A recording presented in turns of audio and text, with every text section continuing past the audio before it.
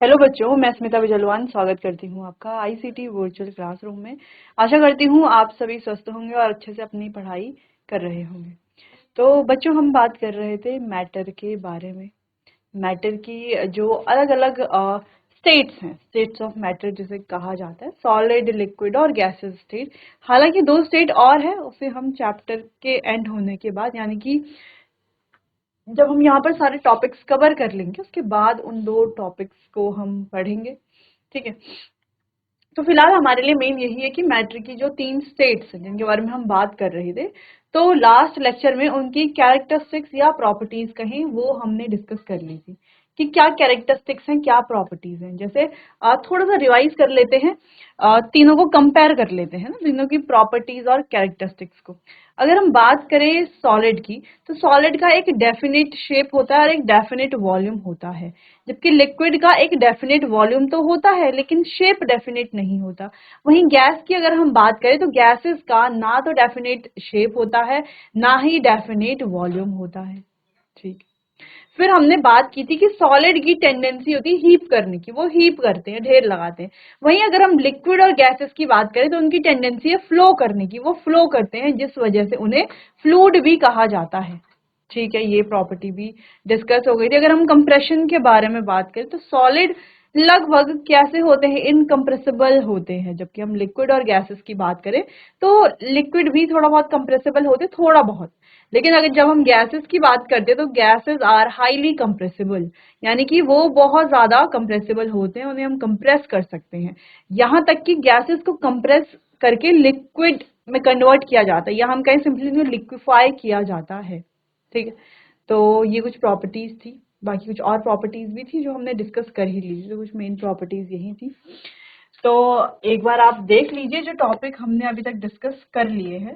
अच्छा, ये जो सॉलिड, लिक्विड और गैसेस हैं, यानी कि जो अलग अलग स्टेट्स हैं मैटर की, ये कैसे बन के आ रही है? क्योंकि मैटर बना हुआ है पार्टिकल्स की से, और पार्टिकल की भी अलग अलग कैरेक्टरिस्टिक्स होती हैं, जिस वजह से मैटर अलग अलग बनते हैं, है ना। तो चलिए, और ये कैरेक्टरिस्टिक्स ऐसा नहीं कि जो हमने कैरेक्टरिस्टिक पढ़ी ये बिल्कुल ऐसे हो गया कि हर मैटर, हर सॉलिड के लिए ये सारी कैरेक्टरिस्टिक्स होंगी ही होंगी। नहीं, ऐसा नहीं होता। ये जो कैरेक्टरिस्टिक्स है ये मैटर टू मैटर वेरी भी करती हैं। यहाँ पर तो हम जनरली पढ़ रहे हैं ना, जनरली इनकी प्रॉपर्टीज डिस्कस करें कि जनरल अगर हम किसी सॉलिड की बात करते हैं, मान लो ये एक सॉलिड है, अगर हम इसके बारे में जनरली बात कर रहे हैं तो ये सारी प्रॉपर्टीज को क्या कर रहा है, फॉलो कर रहा है, इसलिए सॉलिड बोल रहे हैं हम इसको।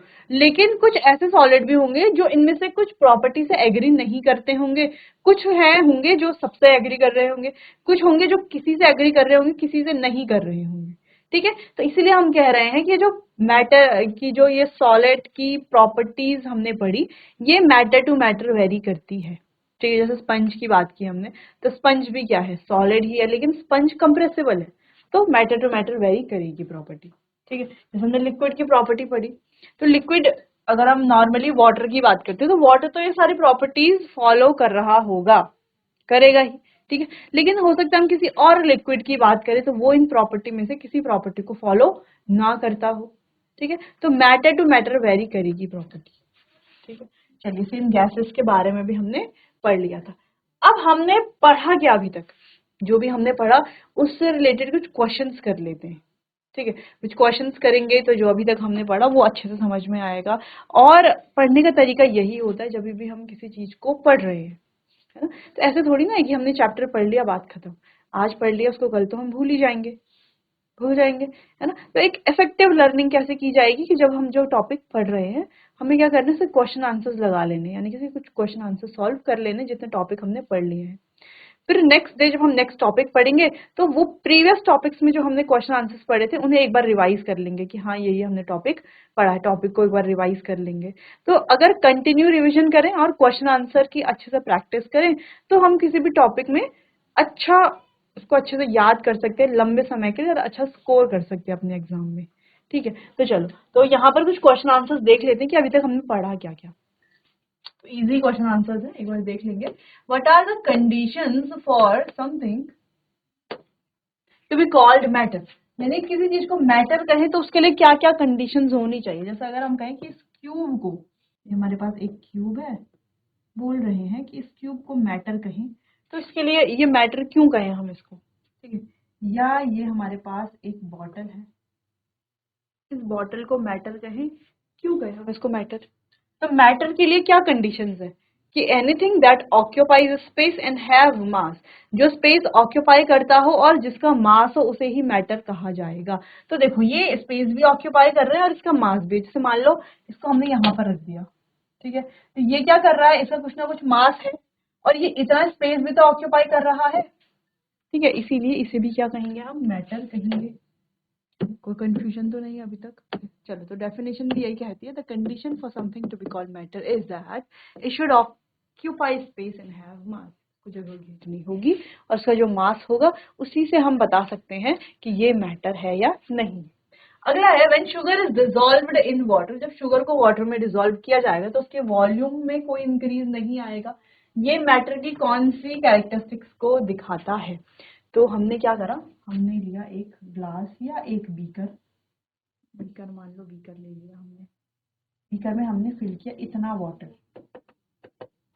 ठीक है, जितना वाटर हमने फिल किया उसको हमने मेजर कर लिया कि इतना फिल किया है, तो इतना वाटर हमने इसमें फिल किया, मेजर कर लिया इसको हमने, ये कितना है ये वाटर। अब इस वाटर में हमने ऐड किया ये जो H2O है, इस H2O यानी कि वाटर सिंपल H2O में हमने ऐड किया सॉल्ट, दैट इज NaCl, या सॉल्ट ही लिख लो। तो सॉल्ट हमने ऐड किया, तो हमने क्या देखा कि पहले इसका वॉल्यूम इतना था, यानी कि पहले हमने मेजर किया तो ये इतना था, ठीक, लेकिन जैसे ही हमने इसमें शुगर डाली तो इसके वॉल्यूम को होना चाहिए था इंक्रीज, यानी कि बढ़ना चाहिए था वॉल्यूम, क्योंकि हम किसी चीज में कोई चीज ऐड कर रहे हैं तो वॉल्यूम बढ़ना चाहिए, है ना, जब हम एडिशन कर रहे हैं किसी चीज का। लेकिन यहाँ पर देखने को मिलता है कि इसका वॉल्यूम जो है वो एज इट इज रहता है, यानी कि जैसे पहले था अभी भी वैसा है, एक दो चम्मच चीनी डाल करके इसमें कोई, ये नमक डाल करके इस पर कोई इफेक्ट नहीं पड़ रहा। तो ऐसा क्यों है, ये मैटर की कौन सी प्रॉपर्टी को दर्शाता है, ये हमें बताना है। तो देखो बच्चों, हुआ यूं कि सॉल्ट डालने पर इसका जो मेजर या वॉल्यूम है वो बढ़ना चाहिए था, लेकिन जब हमने मेजर किया तो ये पहले जैसा ही था जैसे वाटर में था, सॉल्ट डालने के बाद भी ऐसा खास कुछ इसमें इसमें चेंज नहीं आया। तो ऐसा क्यों हुआ? ऐसा इसीलिए हुआ कि जो वाटर के पार्टिकल्स होते हैं, ये जो वाटर के पार्टिकल्स हैं, इनके बीच में क्या होता है, इनके बीच में होता है इंटरमॉलिक्यूलर स्पेस, ठीक है, क्या होता है पार्टिकल्स के बीच में, इंटरमॉलिक्यूलर स्पेस। अब ये जो इंटरमॉलिक्यूलर स्पेस है, यानी इसके पार्टिकल्स के बीच में जो स्पेस है, इस स्पेस में सॉल्ट के जो पार्टिकल्स हैं, ये मान लो ये सॉल्ट के पार्टिकल हैं, ये क्या हो जाएंगे, इस स्पेस में जाकर के बैठ जाएंगे, इस खाली जगह को ऑक्यूपाई कर लेंगे, खाली जगह को घेर लेंगे, और जब ये खाली जगह को घेर लेंगे तो यहाँ पर इसी वजह से कोई वॉल्यूम में इंक्रीमेंट नहीं आता, वॉल्यूम इंक्रीज नहीं होता, क्योंकि जगह खाली है, वो जगह किसी ने ऑक्यूपाई कर ली तो वॉल्यूम थोड़ी ना बढ़ेगा। जैसे हम मान लें कि हमारे पास एक चेयर है, ठीक है, इस तरीके से कोई कोई तो चेयर है इस तरीके से, तो यहाँ पर एक दो तीन, केवल 3 लोगों की सीटिंग है, ठीक है, तो मान लो यहाँ पर पर्सन 1 सिट कर रहे हैं, पर्सन 2 भी यहाँ पर बैठे हुए हैं, तो बीच में स्पेस खाली है, ठीक है, किसी पर्सन 3 को यहाँ पर बैठना है तो वो यहाँ पर बैठ जाएगा। क्या इससे वॉल्यूम को बढ़ाना पड़ा हमें? नहीं बढ़ाना पड़ा। मान लो पर्सन 4 भी आ जाते हैं तो पर्सन 4 के लिए हमें इसको क्या करना पड़ेगा, चेयर को आगे बढ़ाना पड़ेगा, फिर यहाँ पर जाकर के पर्सन 4 बैठेंगे। तो जब पर्सन 4 आएंगे तब की बात है, जब स्पेस नहीं है तब की बात है, ठीक है। अभी तो स्पेस था यहाँ पर, है ना, ये बीच में था, ये स्पेस था खाली, तो जब ये स्पेस खाली था तो जो पर्सन 3 आएंगे वो यहाँ पर ही तो बैठेंगे, इस खाली जगह पर ही तो जाएंगे, ठीक है। तो इसीलिए सेम यही चीज यहाँ पर भी अप्लाई होती है। तो क्या होता है यहाँ पर भी, तो वाटर के जो पार्टिकल्स है उनके बीच में स्पेस है, नमक के पार्टिकल्स कहाँ चले जाएंगे, उस स्पेस के अंदर चले जाएंगे, उस वो जो जगह है उस जगह को घेर लेंगे, वहां चले जाएंगे और वॉल्यूम इंक्रीज नहीं होगा। लेकिन क्या जितना भी नमक डालते जाएं क्या कभी वॉल्यूम इंक्रीज नहीं होगा? क्या ऐसा है? नहीं। फिर अगेन चेयर वाली बात कर लेते हैं। तो देखो हमने कहा कि वाटर के मॉलिक्यूल्स में इतनी जगह है, यहाँ पर पहले से वाटर मॉलिक्यूल है, ऐसी जगह है, तो यहाँ पर अगर सॉल्ट का पार्टिकल आ गया, ठीक है, अब और पार्टिकल सॉल्ट के लाइन में है कि औरों को आना है और पार्टिकल को जगह चाहिए, लेकिन यहाँ पर अब तो जगह नहीं है, तो अब पार्टिकल क्या होंगे, अलग से जगह बनाएंगे अपने लिए, यानी कि अब वॉल्यूम इंक्रीज होगा। यानी कि अभी तो हमने कम सॉल्ट की बात की है ना, 1 चम्मच या 2 चम्मच डालेंगे तो इनफ स्पेस है वाटर के पास कि वो सॉल्ट पार्टिकल को जगह दे देगा, है ना, वो सॉल्ट पार्टिकल उसके स्पेस को ऑक्यूपाई कर लेंगे। लेकिन एक टाइम ऐसा आएगा जब सारे सॉल्ट पार्टिकल ने जो वाटर का जो सारा स्पेस है वो ऑक्यूपाई कर लिया होगा। अब हम और सॉल्ट डालेंगे तो वो कहाँ जाएंगे, वो ऐसे ही रह जाएंगे और वॉल्यूम में इंक्रीज होगा फिर। ठीक है, चलो क्लियर है। अगला क्वेश्चन है तो इसका आंसर देख लीजिए। Characteristics of matter illustrated by this observation is that the particle of matter have space between them. क्या समझ में आता है कौन सी कैरेक्टरिस्टिक है यहाँ पर मैटर के पार्टिकल की, कि मैटर के जो पार्टिकल्स हैं उनके बीच में होता है स्पेस। ठीक है, इंपॉर्टेंट था ये, तो कर लिया होगा आपने। आगे बढ़ते हैं। वेन एन इंसेंस स्टिक यानी कि अगरबत्ती, ऐसे अगरबत्ती बना लेते हैं, is lighted in one corner of a room. Its fragrance spread in the whole room quickly. जब इसे कमरे के किसी कॉर्नर पे, किसी कोने में जलाया जाता है, इसकी जो फ्रेग्रेंस है, खुशबू है, वो पूरे कमरे में फैल जाती है। होता है ऐसा जब आप अगरबत्ती या धूप या ऐसी चीजें कुछ भी जलाते हैं तो आप क्या देखते हो, उसकी स्मेल जो है पूरे घर में फैल जाती है। कमरे की तो फैलेगी ही कमरे में तो, लेकिन पूरे घर में फैल जाती है। Which characteristics of the particle of matter is illustrated by this observation? तो मैटर के पार्टिकल की कौन सी कैरेक्टरिस्टिक्स इस एग्जांपल से इलिस्ट्रेट होती है? ठीक है, कौन सी कैरेक्टरिस्टिक होती है? देखो, हमने कहा ये मैटर है हमारे पास, ये जो इंसेंस स्टिक है या अगरबत्ती है, जब ये ऐसी है यानी जिसे हमने जलाया नहीं है, तब इसमें से स्मेल भी नहीं आती है ना, इसका जो खुशबू है उसके लिए हमें इसके बहुत पास जाना पड़ता है, फिर जाकर के हमें इसकी स्मेल थोड़ा बहुत आती है। लेकिन जैसे ही हम इसको जला देते हैं, जैसे हम इसको जलाते हैं, जलाना बेसिकली है क्या? जलाना बेसिकली इसके टेम्परेचर को बढ़ाना है। ठीक है, तो जैसे ही हम इसके टेम्परेचर बढ़ा देते हैं, जलाने का मतलब यही तो है टेम्परेचर बढ़ा देना। तो जैसे हम इसके टेम्परेचर को बढ़ा देते हैं तो इसके जो पार्टिकल्स हैं उनकी काइनेटिक एनर्जी बढ़ जाती है, बहुत ज्यादा बढ़ जाती है। इतनी काइनेटिक एनर्जी बढ़ जाती है कि पार्टिकल्स बहुत फास्टली मूव करने लगते हैं और धीरे धीरे जो खुशबू है पूरे रूम में, पूरे घर में डिफ्यूज हो जाती है। तो पार्टिकल्स क्या करते हैं? मूव करते हैं, जिससे कि खुशबू हर जगह फैल जाती है। To illustrate show the particles are constantly moving in all directions. Particle her direction में कॉन्स्टेंटली मूव करते हैं। ठीक है, समझ में आ गया थोड़ा बहुत जो हमने पढ़ा था उससे क्वेश्चन से, कुछ और क्वेश्चंस भी देखेंगे आगे, इतने नोट कीजिए आप।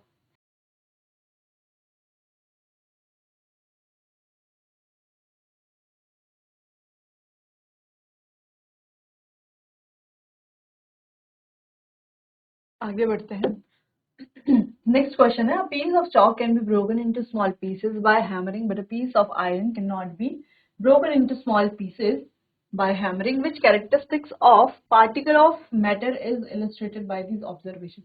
यानी कि सिंपल सी बात है कि कहा जा रहा है कि एक आयरन नेल है हमारे पास और एक चौक है, चौक का टुकड़ा है। दोनों से आप परिचित हैं, दोनों को आप जानते हैं कि आयरन नेल क्या होती है, कैसे दिखती है, चौक कैसी होती है, कैसे दिखती है। ठीक है, कहाँ यूज किए जाते हैं दोनों आपको पता है। आयरन नेल का यूज जैसे हम कई बार किसमें करते हैं, जो हम फर्नीचर बनाते हैं उसमें करते हैं। इसके अलावा जैसे वॉल्स हैं, दीवार है, उन पर कोई फोटो फ्रेम हमें लगाना है या कुछ भी चीज टांगनी है तो उसके लिए भी हम इस तरीके से आयरन नेल का यूज करते हैं। वहीं अगर हम चौक की बात करें, चौक का मेनली यूज हम ब्लैक बोर्ड में टीचिंग के दौरान ही करते हैं, जब हम कुछ पढ़ा रहे हैं तो ज्यादातर इसीलिए करते हैं। ठीक है, उसके अलावा और भी यूजेस होते हैं, लेकिन फिलहाल आप इतने जान लीजिए कि इतना हमें पता है कि ये दोनों चीजें हैं। अब अगर दोनों को देखा जाए तो दोनों कैसे दिख रहे हैं? दोनों का एक डेफिनेट शेप है और डेफिनेट वॉल्यूम भी है, यानी कि दोनों ही क्या है? सॉलिड है, क्योंकि ये सॉलिड की प्रॉपर्टी शो करते हैं, डेफिनेट वॉल्यूम और डेफिनेट शेप। लेकिन अगर हम देखें सॉलिड की प्रॉपर्टी दोनों शो करते हैं, यानी कि दोनों के पार्टिकल के बीच में फोर्स ऑफ अट्रैक्शन होगा। ठीक है, लेकिन जब हम दोनों को हैमरिंग करते हैं, हैमरिंग यानी कि दोनों के ऊपर एक एक हथौड़ा मारते हैं, तो हम क्या देखते हैं? तो जब हम कील के ऊपर हथौड़ा मारते हैं तो क्या कील टूट जाती है? बिल्कुल भी नहीं, है ना। दीवार पर लगा करके कील के ऊपर हथौड़ा ही तो मारा जाता है ताकि हम उसमें कोई फोटो फ्रेम लगा सके, या फर्नीचर है, फर्नीचर को हमें जोड़ना है तो कील से ही जोड़ा जाता है। तो कैसे जोड़ा जाता है? उसके ऊपर जो है हैमर से ही मारा जाता है। तो कील टूटती है क्या? नहीं टूटती है। क्यों नहीं टूटती है? क्योंकि इसके जो पार्टिकल्स हैं उनके बीच में जो ये फोर्स ऑफ अट्रैक्शन है, वो बहुत ज्यादा स्ट्रांग होता है। क्या होता है? स्ट्रांग। ठीक है, पार्टिकल्स के बीच में जो फोर्स ऑफ अट्रैक्शन है वो बहुत ज्यादा स्ट्रांग होता है, जिस वजह से हैमरिंग से भी ये नहीं टूटता। वहीं जब हम चौक की बात करते हैं तो चौक तो ब्लैक बोर्ड में लिखते लिखते ही टूट जाती है कई बार। ऐसे हाथ से ऐसे तोड़ने की कोशिश करेंगे तो टूट जाएगी आसानी से। ठीक है, क्या आप कील को ऐसे करेंगे हाथ से तो क्या कील टूट जाएगी? हमसे तो नहीं टूटेगी, नहीं टूटेगी ना हाथ से तो। लेकिन ये जो चौक है वो आसानी से टूट जाएगी, लिखते लिखते भी टूट जाएगी। आप देखते होंगे कि जब हम लिख रहे हैं तो उसके जो पार्टिकल्स है, चौक के जो पार्टिकल्स है वो अलग अलग भी होते रहते हैं, है ना, वो पाउडर फॉर्म में रहते हैं, वो निकलते रहते हैं इससे। ठीक है, इसका मतलब ये है कि ये है तो सॉलिड। इसके जो पार्टिकल्स जुड़े हुए हैं, इसका जो फिक्स शेप है, वॉल्यूम है, वो भी किस वजह से है? वो भी इसी वजह से, क्योंकि पार्टिकल के बीच में फोर्स ऑफ अट्रैक्शन है। लेकिन यहाँ पर जो पार्टिकल्स के बीच में फोर्स ऑफ अट्रैक्शन है वो बहुत ज्यादा स्ट्रॉन्ग नहीं है, या हम कह सकते हैं वीक है। ठीक है, कह सकते हैं weak force of attraction between the particles of chalk. तो वीक फोर्स ऑफ अट्रैक्शन की वजह से इसको आसानी से तोड़ा जा सकता है हैमरिंग से। ठीक है, तो यही था कि hammering but a piece of iron can not be broken. तो चॉक के पीस को तोड़ा जा सकता है लेकिन आयरन के पीस को तोड़ा नहीं जा सकता। क्यों नहीं तोड़ा जा सकता? फोर्स ऑफ अट्रैक्शन की वजह से। तो यहाँ पर रीड कर लेंगे, matter is made of small particles which attract each other and the attraction differ from substance to substance. तो दोनों सॉलिड है, दोनों अलग अलग है, लेकिन यहाँ पर जो फोर्स ऑफ अट्रैक्शन है वो डिफर कर रहा है, वेरी कर रहा है। ठीक है, इसमें अलग है, इसमें अलग है। इसलिए चॉक जो है वो आसानी से ब्रेक हो जाती है, आयरन नहीं ब्रेक होता। कि कौन सी प्रॉपर्टी शो करते हैं? Iron attract each other with great force. तो जो आयरन के जो पार्टिकल्स है उनके बीच में फोर्स ऑफ अट्रैक्शन ज्यादा है, उसके पार्टिकल एक दूसरे को बहुत स्ट्रॉन्ग फोर्स ऑफ अट्रैक्शन से अट्रैक्ट करके रखते हैं। ठीक है, जैसे हमने दो फ्रेंड्स वाला एग्जांपल दिया था, जो दो फ्रेंड्स हैं उनके बीच में दोस्ती बहुत गहरी है, और दो के बीच में इतनी ज्यादा गहरी दोस्ती नहीं है। जिनके बीच में गहरी दोस्ती है उनको तोड़ना बहुत ज्यादा मुश्किल है, और जिनके बीच में गहरी दोस्ती नहीं है उनकी दोस्ती तोड़ना बहुत ज्यादा आसान है। ठीक, चलो अगला, what is the scientific name of particle which make up matter. तो साइंटिफिक नेम क्या है उस पार्टिकल का जिससे मैटर बना है बच्चों? उसे कहा जाता है एटम्स और मॉलिक्यूल मेक अप मैटर, और matter is compose of atoms and molecule. तो ये जो मैटर बना हुआ है वो बना हुआ किससे है? जिन पार्टिकल से बना हुआ है उन पार्टिकल को साइंटिफिक टर्म में हम क्या बोल रहे हैं? तो साइंटिफिक नेम क्या है? वो है एटम। ठीक है, मान लो कोई भी मैटर है, मान लो ये कोई मैटर है, ठीक, ये बना हुआ है इस तरीके से पार्टिकल से मिलकर के। और ये जो पार्टिकल्स है, ठीक है, ये एटम किससे मिलकर के बना है? पार्टिकल। और ये जो पार्टिकल्स है ये काफी ज्यादा स्मॉल होते हैं, टाइनी होते हैं, स्मॉल कहें या हम टाइनी कह सकते हैं, काफी ज्यादा स्मॉल होते हैं, टाइनी होते हैं। अब ये जो पार्टिकल्स है इन्हें कहा जाता है एटम्स, या हम मॉलिक्यूल्स। मॉलिक्यूल्स तो नहीं कहेंगे लेकिन एटम्स कहेंगे। देखो, एटम से मिलकर के बनते हैं मॉलिक्यूल, मॉलिक्यूल से मिलकर के बनता है कोई भी मैटर। ठीक है, तो सिंपल सी बात है, देखो सबसे पहले एटम, एटम से मिलकर के बनेगा मॉलिक्यूल। एटम मतलब बहुत सारे एटम से मिलकर के मॉलिक्यूल बनेगा, बहुत सारे मॉलिक्यूल से मिलकर के क्या बनेगा? एक मैटर बनेगा। जैसे हम बायोलॉजी में पढ़ते हैं, ठीक है, कि सेल क्या है? हमारे जो बॉडी है उसका क्या सबसे बेसिक यूनिट है? सेल। वैसे ही एटम क्या है? किसी भी मैटर का बेसिक यूनिट है एटम। जैसे हम कोई घर बनाते हैं तो घर बनाने के लिए इंपॉर्टेंट क्या है? ईंट इंपॉर्टेंट, एक एक ईंट रख करके घर बनाया जाता है। तो ईंट क्या है? एक बेसिक बिल्डिंग ब्लॉक है उस बिल्डिंग की। वैसे ही यहाँ पर एटम एक बेसिक बिल्डिंग ब्लॉक है मैटर के। जैसे सेल एक बेसिक बिल्डिंग ब्लॉक है हमारी ह्यूमन बॉडी की। ठीक है, सेल से मिलकर के टिश्यूज बनते हैं, टिश्यू से मिलकर के ऑर्गेनल्स बनते हैं, और हमारे पूरा शरीर बनता है। ठीक है, तो ऐसे ही एटम से मिलकर के मॉलिक्यूल, और मॉलिक्यूल से मिलकर के कोई भी मैटर बनता है। फिर मैटर के अलग अलग स्टेट्स हैं जो कि हमने बात की, सॉलिड, लिक्विड और गैसेस। ठीक है, बाकी ये आगे आगे चलता जाता है। क्लियर है? नोट कीजिए इस तरह।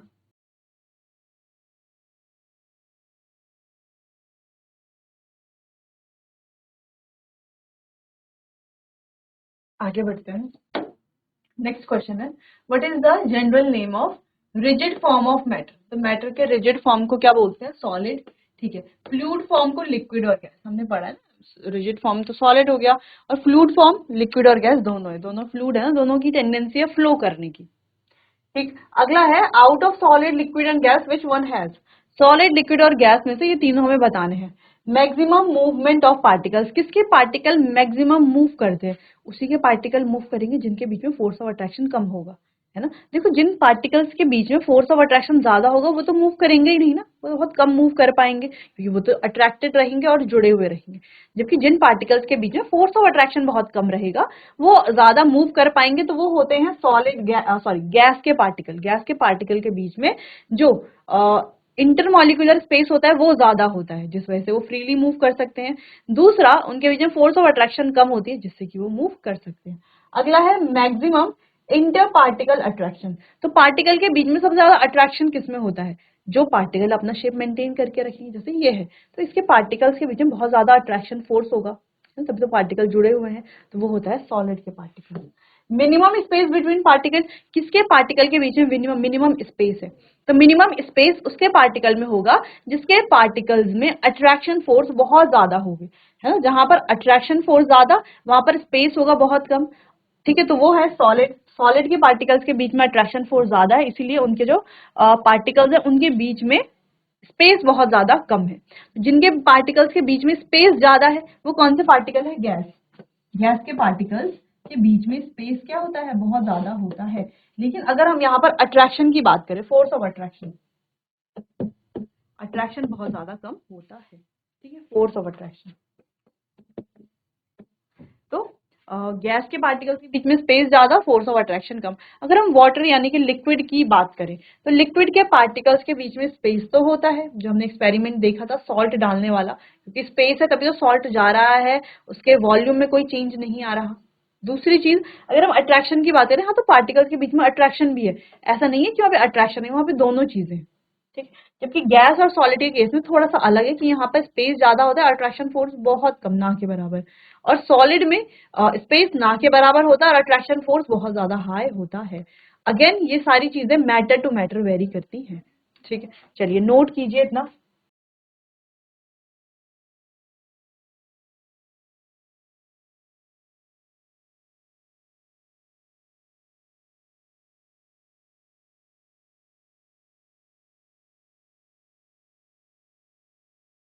चलिए आगे बढ़ते हैं, कुछ और क्वेश्चन है। Name the physical state of matter which can be easily compressed. तो वो फिजिकल स्टेट जिसको आसानी से कंप्रेस किया जाता है तो वो होती है गैस। देखो बच्चों, सॉलिड लगभग इनकम्प्रेसिबल होते हैं, लिक्विड को भी कंप्रेस करना बहुत ज्यादा मुश्किल होता है। ठीक है, गैसेस ही होती है जिनको कंप्रेस किया जा सकता है। ऐसा क्यों है कि गैसेस को हम कंप्रेस कर पा रहे हैं, जैसे हम कह रहे हैं ना कि गैसेस को कंप्रेस कर सकते हैं, गैसेस हाईली कंप्रेसिबल होते हैं। अगर हम गैस को देखें, अगर हम यहाँ पर तीनों मैटर को देखते हैं, ठीक है, तीन बॉक्सेस हैं, मान लीजिए हमारे पास तीन मैटर है। अगर हम किसी सॉलिड की बात करते हैं तो सॉलिड इस तरीके से वो पहले से ही ऐसे फॉर्म में रहते हैं, रिजिड होते हैं, तो उन्हें कंप्रेस करना बहुत मुश्किल है, नहीं कर सकते हम कंप्रेस। वहीं अगर हम लिक्विड की बात करें तो लिक्विड को थोड़ा बहुत कंप्रेस करने की बात भी इसलिए होती है क्योंकि हम कह रहे हैं उसके पार्टिकल के बीच में स्पेस होता है, तो थोड़ा कंप्रेस कर सकते हैं, वरना उसे वो भी क्या है, उसे भी कंप्रेस नहीं कर सकते। जब हम गैस की बात करते हैं तो गैस के पार्टिकल के बीच में अगर हम देखें बहुत ज्यादा स्पेस है ना, बहुत ज्यादा स्पेस है गैस के पार्टिकल के बीच में। अब पार्टिकल के बीच में इतना ज्यादा स्पेस है तो इसे आसानी से हाई प्रेशर पर कंप्रेस किया जा सकता है, जिससे पार्टिकल क्या हो जाते हैं, एक दूसरे के पास में आ जाते हैं। यानी कि बेसिकली कंप्रेशन में हो क्या रहा है, पार्टिकल्स को एक दूसरे के पास लेकर के आ रहे हैं। ठीक है, तो जैसे ये गैसियस फॉर्म में है तो कंप्रेस करके हाई प्रेशर पर, हाई प्रेशर पर कंप्रेस करके इसको क्या किया जा सकता है, लिक्विफाई किया जा सकता है। क्लियर है। अब तो कोई कंफ्यूजन नहीं है कि क्यों कह रहे हैं बार बार कि गैसेस को ही कंप्रेस कर सकते हैं, क्योंकि इसके पार्टिकल के बीच में स्पेस भी तो मैक्सिमम है। ठीक है, इसीलिए इन्हें कंप्रेस किया जा सकता है। जैसे अगर अलग अलग गैसेस की बात करें तो सीएनजी कंप्रेस्ड नेचुरल गैस, नाम में ही कंप्रेस्ड है। ठीक है, नाम में क्या कंप्रेशन है, ठीक, कंप्रेस्ड नेचुरल गैस। तो है तो ये नेचुरल गैस, लेकिन इसको कंप्रेस करके क्या किया जाता है, स्टोर किया जाता है। वैसे अगर हम एलपीजी की बात करें, लिक्विफाइड पेट्रोलियम गैस, नाम ही है लिक्विफाइड, यानी कि है तो ये पेट्रोलियम गैस, लेकिन इस पेट्रोलियम गैस को हाई प्रेशर पर लिक्विफाई किया जाता है, यानी कि प्रेशराइज करके इसको क्या कर दिया जाता है, लिक्विड में कन्वर्ट कर दिया जाता है। ठीक है। फिर इसे सिलेंडर्स में स्टोर करके रखा जाता है, जो हम अपने घरों में भी यूज करते हैं। ठीक है, क्लियर है। चलो, अच्छा, जैसे ही ये यहाँ से जैसे इसका प्रेशर कम होता है, जैसे हाई प्रेशर पे हमने स्टोर तो कर लिया, जैसे ही प्रेशर कम होता है तो बाहर आके ये डिफ्यूज हो जाती है, तो पार्टिकल बहुत तेजी से इधर उधर भागने लग जाते हैं। ठीक है, भागने लगते हैं, यानी कि पार्टिकल इधर उधर जाने लगते हैं, जिससे कि डिफ्यूजन भी बढ़ जाता है पार्टिकल की मूवमेंट की वजह से। ठीक, तो दो तीन चीजें यहाँ पे आपको समझ में आ गई होंगी। क्लियर है। A substance has a definite shape as well as definite volume which physical state, definite shape है, definite volume है, तो वो क्या होगा, वो solid होगा। ठीक, definite volume but no definite shape, volume तो definite है लेकिन shape नहीं है। shape क्या होगा, जिस भी कंटेनर में डालेंगे उसका shape ले लेगा, जब कोई shape ही नहीं है तो यहाँ पर क्या है, ये liquid है। ठीक, neither a fixed shape nor a fixed volume, ना तो फिक्स्ड शेप है ना ही फिक्स्ड वॉल्यूम है, ये है गैसेस। ठीक है, तो आपको समझ में आ गया होगा सॉलिड, लिक्विड और गैसेस की क्या प्रॉपर्टीज है, उनके जो पार्टिकल्स हैं उनकी क्या कैरेक्टरिस्टिक्स हैं, ये आपको समझ में आ गया होगा। इतना आपको नोट कर लेना है, फिर आगे बढ़ते हैं। चलिए, तो यहाँ पे भी सेम क्वेश्चन है। चलिए बच्चों, तो आज हमने सॉलिड, लिक्विड और गैस की प्रॉपर्टीज डिस्कस की। कुछ क्वेश्चंस देखे पूरे चैप्टर, अभी तक जो हमने टॉपिक पढ़े हैं उनसे रिलेटेड क्वेश्चंस भी हमने यहाँ पर देख लिए हैं। बाकी अब हमें पढ़ना है change of state of matter की जो स्टेट है, क्या इनमें हम चेंज कर सकते हैं, क्या इनमें कन्वर्जन किया जा सकता है, उसी को डिस्कस करेंगे हम अपने आने वाले अगले सेशन में। तो चलिए बच्चों, आज के लिए इतना ही, मिलते हैं अपने आने वाले अगले सेशन में। तब तक के लिए आपका बहुत बहुत धन्यवाद।